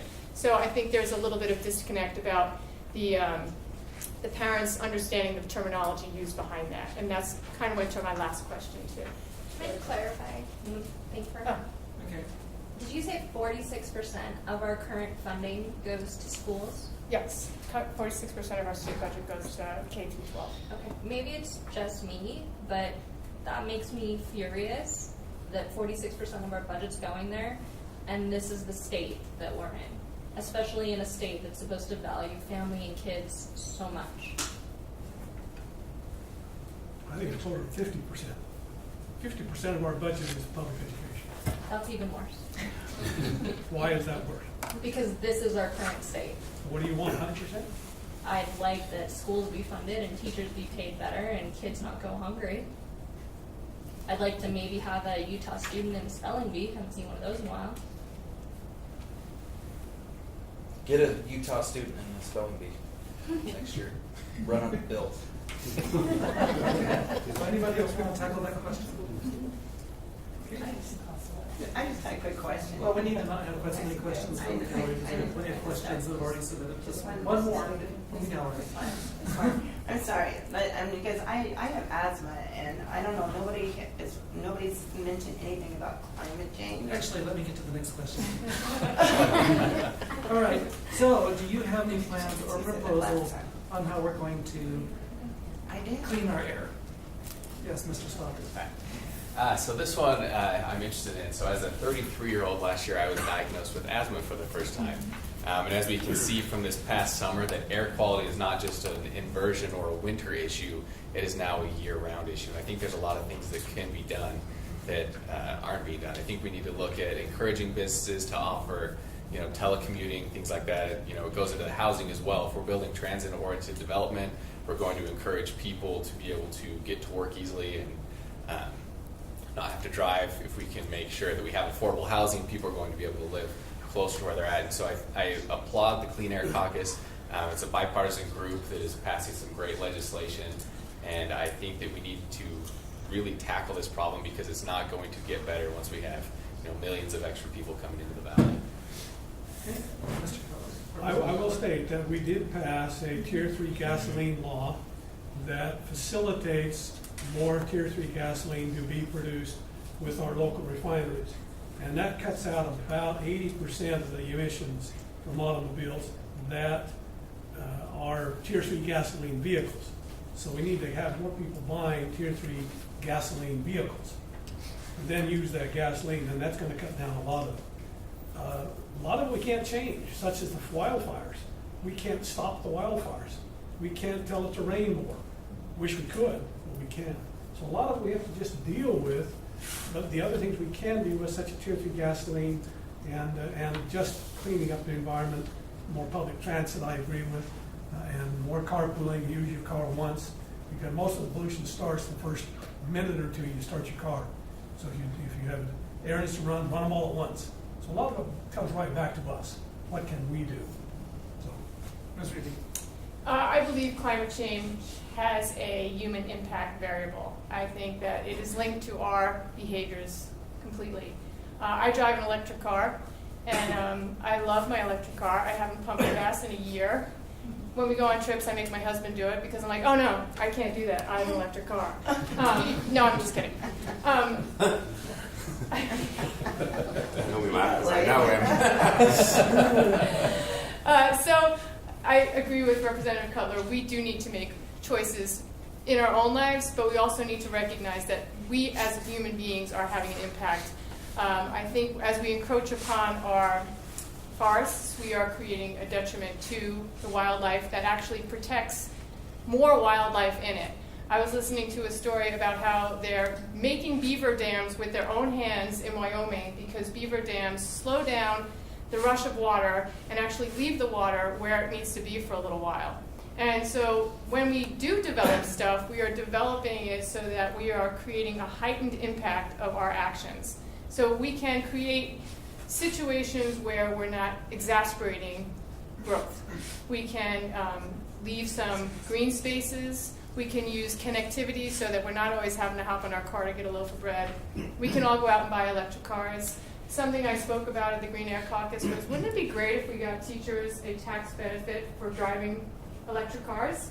If every teacher drove an electric car, that'd be awesome. Most teachers live 25 miles from their job. They'd be the perfect candidates, and you'd also be saying, hey, we like you. Here's what we're going to do for you. We're going to help you buy a car. So that's my personal thing. All right. Yes, Ms. Senator. Well, I was speaking again on behalf of Brian, Senator. He is a trail runner, and so he's up in the mountains all the time. One of the things we do is, trees make oxygen, and they use up carbon dioxide, so he very much wants to preserve our lands. We have solar panels. We had a plug-in for 2 years, and that the lease ended, so now he has a Tesla's coming out with a lower-end electric car, so he's on the waiting list for that. So I agree. I think that's great. The legislature, Tesla was unable to sell cars in Utah until this recent. You had to order it and go pick it up in Nevada and pay your state taxes to Nevada. So the legislature did pass a bill so that now Tesla can buy. So when his car, it's been on order for a couple months. When it gets here, he'll pay his taxes to the state of Utah. But as a doctor, he's very aware of the asthma that people have and just the things that have been talked about, driving less. And I even agree. I agree with putting in more electric stations, possibly. I know there's some at the Capitol. Why not put them out at schools and things and make it easier for people to do that? But clean air is very important. Okay. So, Ms. Senator and Ms. Reedy, you both brought up our wilderness, our mountains, and our land. So, again, it's for everybody, not just you two. What are your thoughts on what we need to do about the Bears Air Monument situation? Go ahead, Ms. Reedy. Our national parks are some of the most highly impacted areas of our state. We have so many people going to our national parks. As we look at our national parks, I appreciate that they have created economic booms around them. I also sat on the commission for SITLA, trust lands, and there is a trade-off. I understand there's a trade-off. Bears' ears might have been too big, but I think it was shrunk too much. I think there should have been more of a compromise. A friend of mine who works with Sitla, his job was to go out and see what the benefit of the land of Sitla was. And his determination was there was really nothing on Sitla land that could be mined, extracted, and I believe that that ancient civilization that lived there deserves to have protection. When I went to Europe a couple of years ago as a job, you can drive around and you can see these magnificently old things, and people are like, oh, we don't have anything like that in the United States. I'm like, oh, are you kidding me? We have Anastasia, we have all these ancient ruins. We have it, but it just wasn't built by Europeans. So I think we should recognize that the people in that area, the Native Americans, asked for that. We should compromise with them and find a way to protect that sacred spot. Anyone else? Ms. Ender. Brian's stance on this is that one president should not be able to take a whole bunch and then another take it back. You know, that there has to be somebody that's in conversation with the local people. Brian went against his party and voted. It's so confusing. Whatever the legislator voted to support the Trump thing, he voted against it. But it was sort of like two bad choices. It really, he feels like there should be, and I think Senator Lee has the PURE Act, and I don't know if that's totally exactly what needs to be done, but there has to be some state input. Brian is convenes people. He's an executive. He owns two, businesses, so he would bring all the people, the Native Americans, the miners, the granola people, the people who just want nothing. Bring them all together and what makes sense for everyone. So that's his stance as much as I know. Representative Kelly. I went down, my wife and I went down to San Juan County here about a year ago. And we talked with the people down there around the Bears Ears development area, Bears Ears National Monument. And their concern was they think it's going to make it worse because they value those lands. They were doing a good job of keeping it pristine. Their concern now is all these people are going to come in and take over that monument. And so I think reducing the size of it is good. We need to maintain the quality of it besides. And I'm all for local control. The same thing with public lands. The people that live in San Juan County and deal with Bears Ears have dealt with it for generations, and they appreciate it. I loved my favorite mountain is Mount Olympus. I grew up right by it, and I love Mount Olympus, and I hate seeing my Mount Olympus get eaten up by development. That's just me, and I love my Mount Olympus. I love that. That's what I grew up with, and so I care about stuff. We all care about it, and the best stewards are those who live closest to it. The recorder obviously has a lot to do with Bears Ears monument. Just as food for thought, remember that a monument designation is just literally changing the designation of different types of land. So just because you shrink a national monument, it doesn't mean that the land is no longer federally protected. 95% of that land is protected by 10 different acts passed by Congress. It's still controlled by the BLM.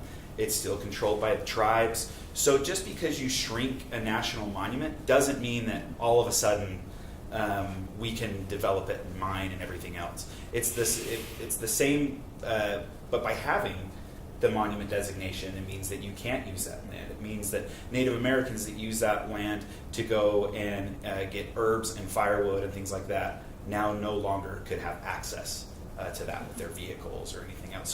So it is a concern to the local population, and I'm not. I just want to bring a different perspective in saying that it's not completely all private property now, and we're going to strip mine Bears Ears. That's not what happens. It's still under federal control. It's still under a lot of Sitla control and state control. So just to assuage some of the fears with that. Okay. So next question. So for the county candidates, especially those that haven't had anything to weigh in on, how do you feel about your position being elected by political parties. Would you support nonpartisan county elections? So when I looked at running for this position, it was something that actually concerned me a bit. So having a CPA background, you go through the most stringent background checks. If I get any sort of felony, my license is taken away. There's a lot of rules. It's a very stringent process to get a CPA license. That's why it is the gold standard in our industry. And so when we hold ourselves up to a higher standard and we hold ourselves as independent people, we're independent of our clients, but we want to serve them so that they know that the books that they have been independently audited. So when I heard this as a politically charged position, it concerned me because I don't think that being the auditor, I should focus on auditing Republican seats or auditing Democrat seats or the like. I think you should focus on supporting the citizens and being their watchdog as the investor. So I have a lot of concern that it's a political seat, and I do think it should be nonpartisan, and it's something that I have talked about as I was getting into this. One of the concerns as I go through and look at my opponent's tenure is the only Republican seat that's been audited is the recorder's office. The treasurer, where all your money's invested, that hasn't been audited in the last 3 years, according to the audit rolls that I can see publicly online. So my concern is that, you know, when you do have politically charged seats, you tend to go that way, where it'd be better if it was nonpartisan. I think we should go to Scott. Sure. So we just finished up an audit of the Treasurer's Office, did a key controls audit of their petty cash fund, and so we do audit that. Why isn't it online? It is online, actually. The audit report is online. Look under management letter reports, and you'll be able to see it there.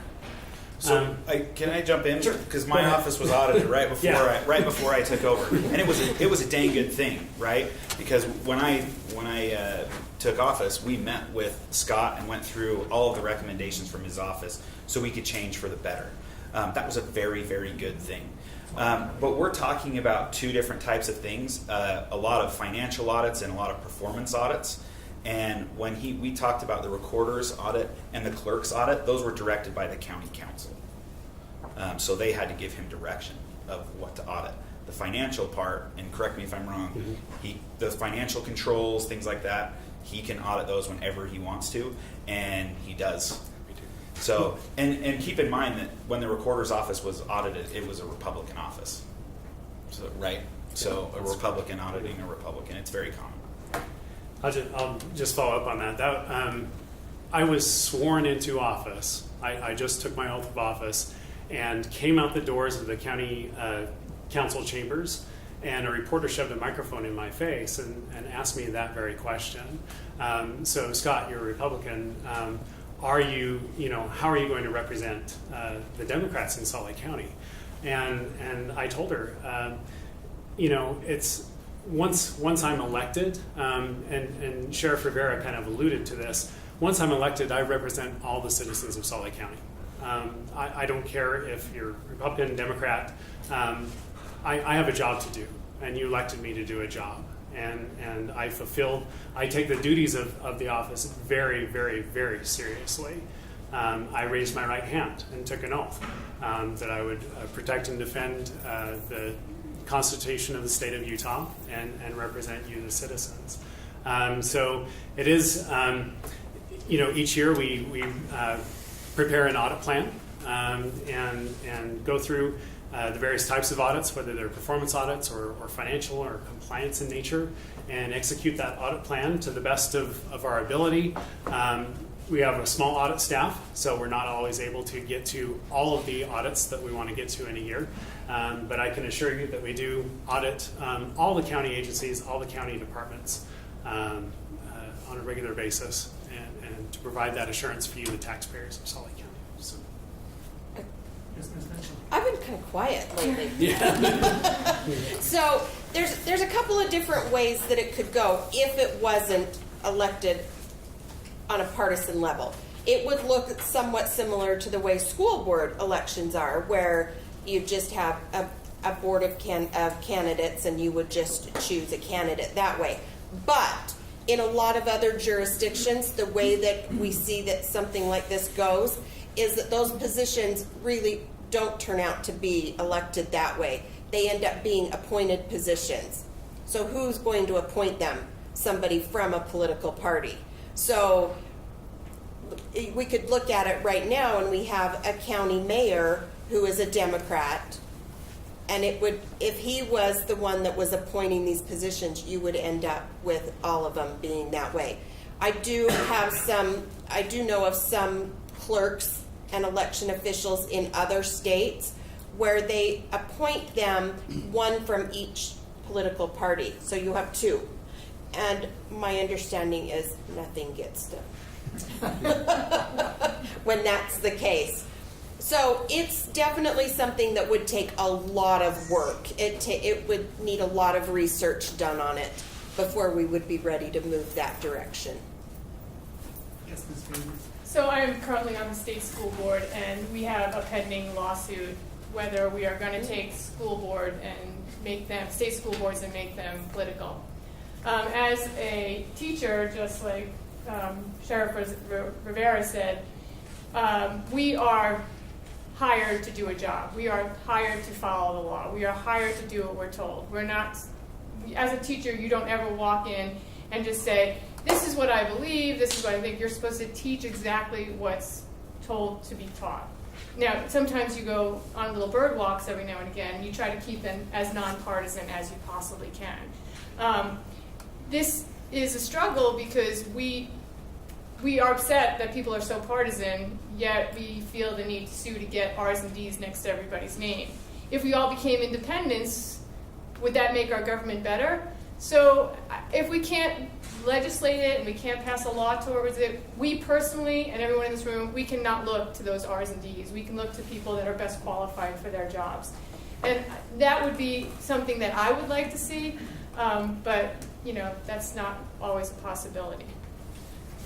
And perhaps it's maybe just the system, Scott, but I can't find that audit report under audit reports or management letters. So that's why I was unaware that they did. So maybe it's a system, a technology thing, but I just went back and double checked both sections and can't find it. So that's why I was under the impression that only the recorder's office had been audited. Just want to clarify. Can I follow up to what Kathleen said too about the people becoming very obsessed with the letter next to somebody's name? We in the elections office get calls all the time, whether it's a school board race or a municipality. Municipal elections, well, what political party are they? You didn't put it next to the name. It's a nonpartisan race. I need to know what political party they are before I can vote for them. It's a nonpartisan race. I need to know what political party. It's a nonpartisan race.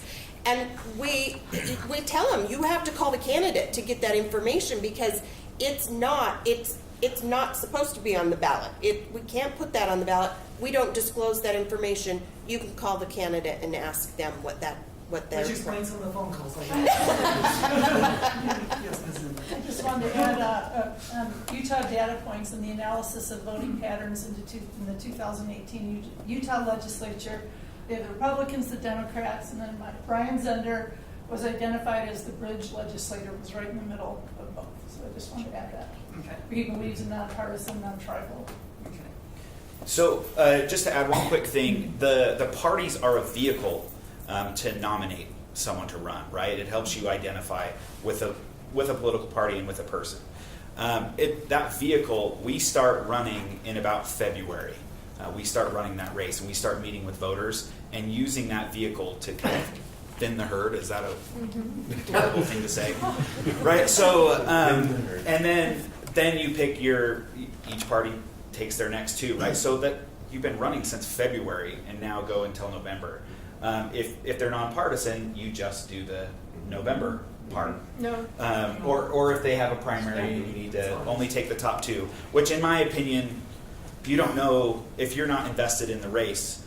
For example, if there's 10 people running for recorder, when was the last time you knew who the recorder was? How do you choose? I appreciate that. I researched. Thank you, local man.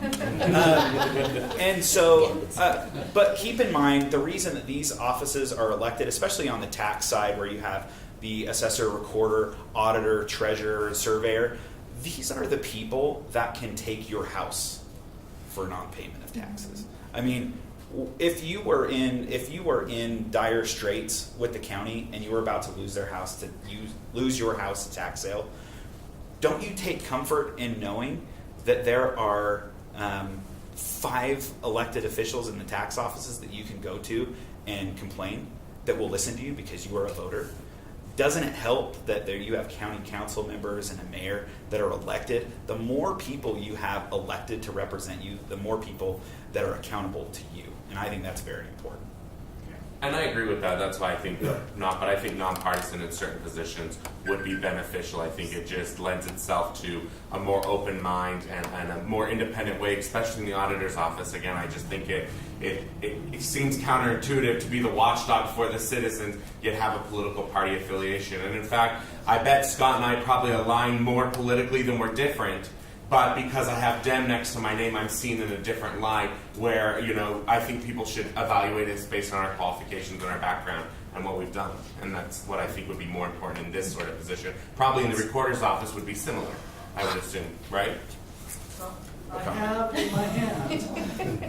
in my hand the last question of the night. So I'd be thinking about that. There was one question I couldn't get to. It's a natural follow-on to this question, what it was saying. So I would encourage the person who submitted the question. I have no idea who submitted which question, but the question was, how do we make preferential voting work? So please feel free to contact information from the people that you want to answer from here. Good question. And contact them on that.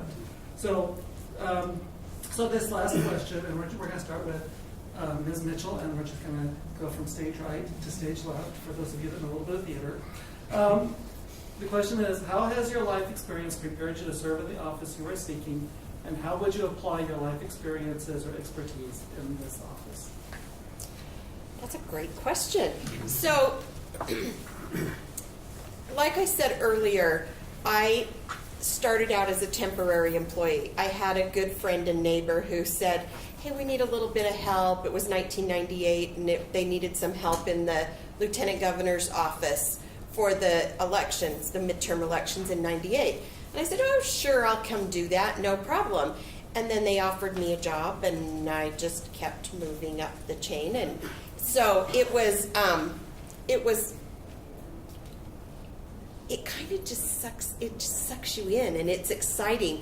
I've worked for Republicans at the lieutenant governor's office, and I've worked underneath Democrats at the county level. So I recognize that, again, going back to the partisan issue we just discussed, that a lot of what we do doesn't necessarily need to be partisan. I feel like my experience has taken me from the ground level all the way up, and now I see that there are a lot of things that need to be changed and that we need to continue to move forward. And that's what I want to do, is I want to continue to move forward. And I think having worked the front lines helped to prepare me to do that as I move up. So, believe it or not, when I was younger, I wanted to be a veterinarian. And so, you might ask, well, how the heck did you get here, right? So I've had a lot of different life experiences. I was in the pre-med program up at the University of Utah when I was seeking that path. I've owned a small business with my wife, Kim, for many, many years, almost 20 years, and got that small business owner perspective. And then our kids came along, and decided that healthcare is really expensive when you're a small business owner, right? So I found that I had a knack for accounting, and when I was seeking earning my master's degree in accounting, I had an auditing professor that kind of turned me on to auditing. He described auditors as the detectives of the financial world, and so that really turned me on. And I chose to specialize in auditing. Later on in life, I will turn this into an auditor's question, actually. So all of these government programs, right, that are funded by your legislative bodies, they have the purse strings. So whether it involves climate change or development or land designation, all these things, all these government programs are funded by your legislative bodies it's important to have auditors there to make sure that the programs are operating effectively and efficiently and actually achieving the goals that are set out to achieve. That really turned me on, and so I sought to pursue a career in government auditing. I thought that I could use my talents best to serve the people of Salt Lake County that way, and so that's how I ended up here.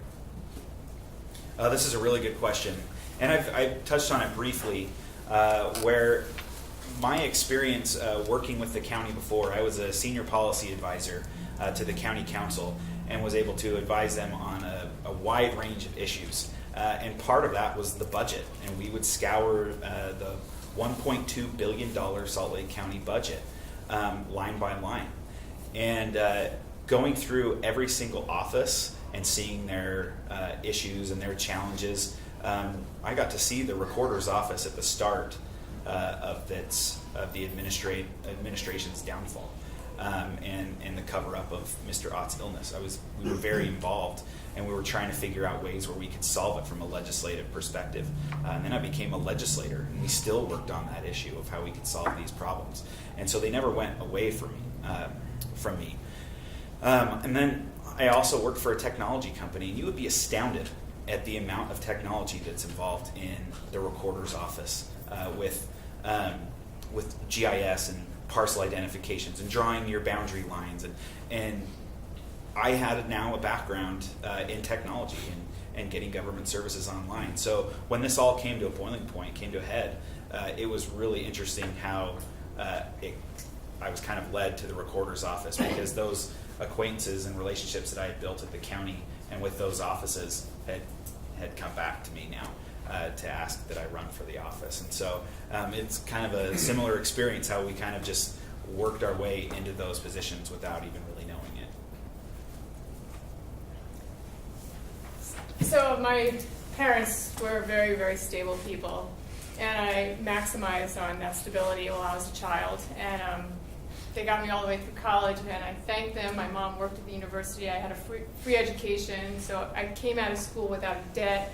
I was like, wow, this is great, thank you so much. And then I took off and I made them worry about me for the next 9 years. I lived out of my car, I moved all over the country, I did all sorts of crazy things. And then I decided, I'm like, all right, I gotta settle down, you know. And I was so glad, because I had this structure in my life and I had this stability in my life that let me have these opportunities to just go experience everything all across the country. And I got to see how all these different people got to live, and I got to realize what it's like to be a truck driver, and how you lost your house when you lived in Park City, and now you have to live in Camas to come to Park City, or when you're a wildland firefighter in Washington and your house got burned down and you didn't have the insurance to pay for it. So as I became a teacher, I could look at these kids and say, wow, I don't live that instability anymore, but I can't imagine being that unstable and having kids in the back of my car saying, where am I going to live tonight? What am I going to do tonight? Where am I going to get food tonight? I mean, for myself, it was just me, but if I had kids, these kids live like this. So as a teacher, I decided that I wanted to help impact policy that would provide stability for our kids to have every opportunity they could have, and to understand, not only to walk in the shoes of somebody who's traveled all around without a home and lived out of their car for my own design, that they should not feel that stress every day, and they should be able to flourish with stability. And if they can't find that stability with their family, there should be some kind of way that we can provide better stability for them. Sorry, I'm going to stand. It feels more comfortable. There are two things I want to touch on. Obviously, the legislature's role is to write and pass laws that affect the state. This is something that I deal with every day. This is what I've been trained in, what I went to school for as a lawyer, that I read code books. I see how the laws that are enacted by the legislature apply to city government specifically. And so that qualifies me to do this work. But I think even more importantly is that I care about this community. And that's what I want to do, is I want to be a representative for every member of this community. I have roots here. I've grown up in this neighborhood. I live here. I work here. I've got kids here. And I want to make sure that they grow up in a safe community, they can attend good public schools, and that it's safe, and that we all have a place that we're proud to call our home. I already shared a little bit about Brian's background growing up. Even though he's raised in a single home, his mother was incredible. She made sure he had cello lessons. He, was a music major the first half of college. So coming from poverty and a single mother, he knows the realities of what it's like to not have money and to count every penny, which is why he's a fiscal conservative to the bone. We don't go in debt. We don't buy things we can't afford. We paid off our loans before we upgraded our lifestyle after medical school, and then working in Magna and seeing the people who couldn't afford health care and being able to use his executive skills, his convening skills to help people in a tangible way. 8 years before Obamacare, the government tried to weigh in, and then he had to weather all the changes that Obamacare made. It made some things better, but it made some things a lot worse and some things a lot more expensive. And he really wants to be part of the solution so that changes, we need the cost of healthcare to come down. And because some people get more access, but other people now are priced out. So his experience with that will help him navigate some of the medical transition, work on healthcare costs for everybody. Just some of the other things, he just also has a sense of to whom much is given, much is expected.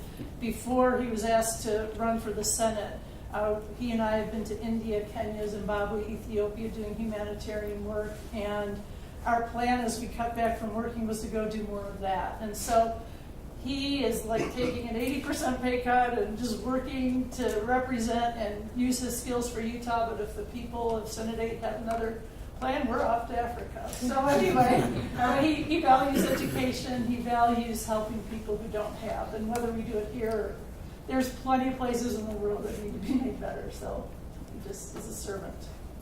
Representative Cutler? Thank you. There's about 3 areas on this. First of all, I started out, my first legislative responsibility was at the University of Utah Assembly when I was in college. And a buddy and I, we were in a fraternity and you had to do a service thing. So he said, well, let's run for the College of Mines, and we got on the Assembly, Student Assembly, and that was back in the 70s, during the Vietnam War days, and government officials were looked down on a lot. So to do that, we thought, yeah, I'm not sure that we want to do this because nobody wants to have anything to do with politicians. So anyway, I did that. I was on the school board, and I learned a lot on that school board. I did some stupid things when I was first on that school board, and I had some of the other school board members say, you need to be a little bit nicer. You need to be more willing to disagree agreeably, because I didn't always do that. I learned how to do that. I was on the library board more recently, and I was the president of that group for 3 years. We replaced the leader there. I learned how to bring the board together to form common opinions. Another thing is I've been a problem solver all my life. However, the difference is I was a computer programmer, and the computer would always do exactly what I tell it to do. People not the same. People don't always do what I tell them to do. And lastly, I used to be, this is one of the things you asked at the beginning, what did people not know about you? I used to be a Fuller brush man. Anybody know what a Fuller brush man is? I was a door knocker. So I'm really good at knocking on doors. That's in handy now, right? There you are. So when I was raised here in Salt Lake City, my mother always instilled strong education, carrying myself in a particular manner, and always treating people with respect. And so as I went off to school at the University of Utah, where I got both my bachelor's and master's degree in accounting and auditing, I always strived to be as good as I could. So I graduated cum laude, I graduated with an honors degree, wrote an honors thesis, and then I started with a Big Four firm. And the experience that I learned working at one of the biggest firm in the world is that how the diversity of companies, the diversity of experiences out there that I could achieve and attain, and that's what I took from those opportunities. And so for me, what it's done is it's set me up well for this experience and for this opportunity to serve all of you. I've served many companies. I've done dozens and dozens of audits and under tight budgets, and I've been able to successfully complete them on time and under budget oftentimes. And I want to bring that to our citizens, and I want to make sure that you guys have the transparency, that you see your auditor's office as the watchdog, that we're no longer asking, wait, there's an auditor, or what does the auditor do? Which Scott and I both have that happen to us a lot of times. And so I just think it's time that you guys see us as as the watchdog for the citizens.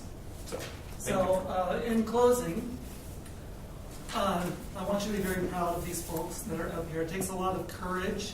It takes a lot of compassion to run for office. It takes a lot of conversations, not just when you're running, but when you're actually serving in your office. And my honest belief is, if you could ever come out of a conversation unchanged, you haven't had a conversation. So I want everybody to give these people a round of applause.